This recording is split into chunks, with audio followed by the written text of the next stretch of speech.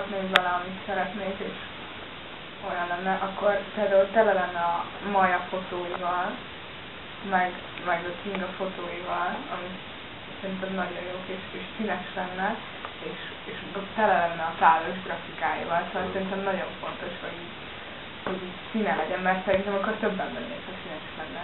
Tehát én is színes dolgokat teszek, nem szürke dolgokat. De tényleg valamiért... Tehát attól már még a tartalmas színes, attól szerintem jó lenne, ha a külseje is valahogy ezt tükrözni. Aztán tennék bele ilyen olyan verseket, amiket így kitiltanak az iskolai mesélre.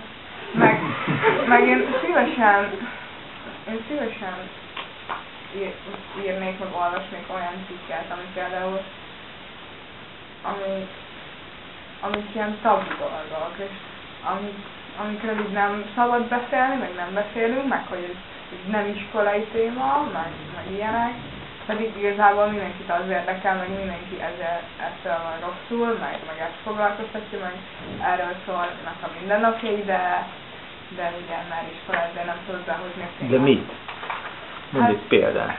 Hát például nagyon nagy csönd van így iskolai szinten avval kapcsolatban, hogy ki mit gondol arról, ami most pár napja történt az országban, és ilyen olyan nagy hírverésű esemény, hogy igazából mindenki foglalkozik vele, csak itt nem.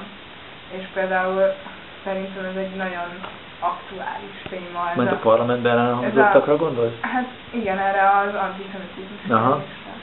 Szerintem ez baromira aktuális, így országos szinten, meg így mindenről nem beszél arról senki. Pedig mindenki gondol róla valamit. És miért nem írtál róla? Hát már egyrészt mert ez egy olyan újság, ami nem túl aktuális, tehát nyári cikkek vannak benne. Mire nyomtatásba került addigra, tehát ez ugye egy héttel ezelőtt történt. Másrészt pedig valamilyen szinten ez politikai téma, amit lehet, hogy így nem bírnának elviselni benne, vagy nem tudom. És ezt nem gondolod, hogy lehetne úgy beszélni róla, de ez a többiek meg is szól, hogy ez így, hogy nem a politikum szóljon belőle, hanem az a kérdés, ami alapvetően felmerült, az egy teljesen univerzális, nem egyetemes emberi kérdés. Nyilván, csak hogy én nyilván így gondolkozom erről, csak aki olvassa, az belegondol olyan dolgokat, amik nincsenek leírva, és ez a mostani cikkekre is vonatkozik. Jó, de ezt meg vállalni kell, ez a sajtó. Sajtószabadságnak pont ez a lényege, hogy van, hogy létezik például, hogy megszólal az a hang.